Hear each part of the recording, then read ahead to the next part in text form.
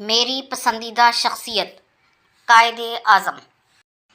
ملکوں اور قوموں کی تاریخوں میں بڑے بڑے رہنماؤں کا ذکر ملتا ہے۔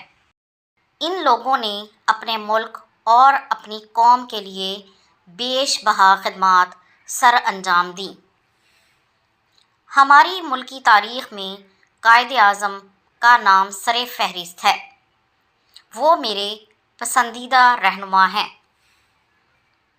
قائد اعظم بہت بڑی صلاحیتوں کے مالک تھے۔ ان کی محنت، خلوص اور دیانت کا اعتراف ساری دنیا کرتی ہے۔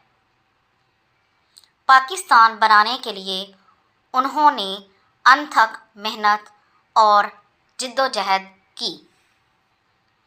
اس سلسلے میں انہوں نے اپنی صحت کا خیال بھی نہ کیا۔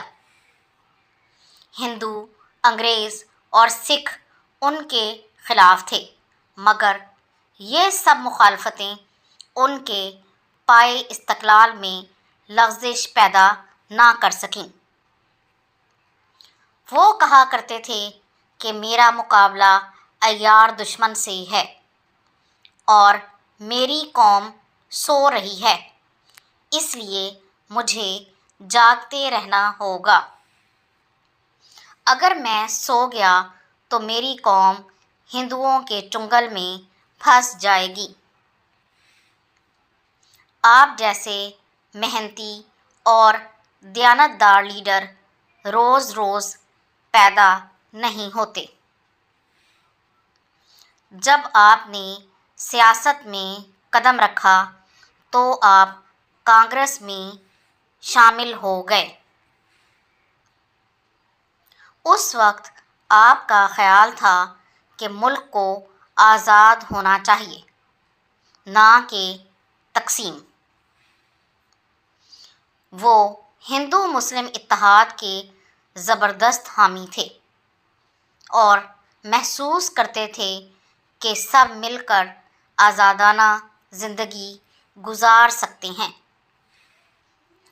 لیکن جب آپ نے ہندوؤں کے ساتھ کام کیا تو آپ پر واضح ہوا کہ ہندو صرف اپنی آزادی چاہتے ہیں اور مسلمانوں کو اپنی غلامی میں جکڑنا چاہتے ہیں۔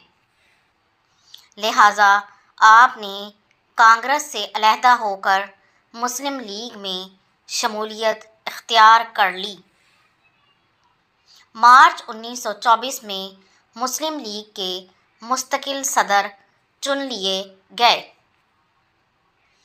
آپ کا نظریہ تھا کہ مسلمان الگ قوم ہیں، مسلمانوں کا مذہب اور تمدن ہندوؤں سے الگ ہے، اسی لیے مسلمانوں کے لیے الگ ریاست ہونی چاہیے۔ آپ میں پاکستان کی تعبیر دیکھنے کی بڑی تڑپ تھی۔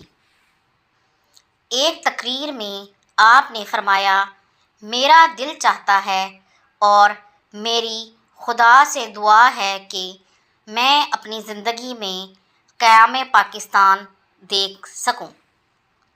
میری آنکھیں مسلمانوں کو ہندوستان میں ایک قوم کی طرح ظفر یاب اور کامیاب دیکھ سکیں۔ آمین۔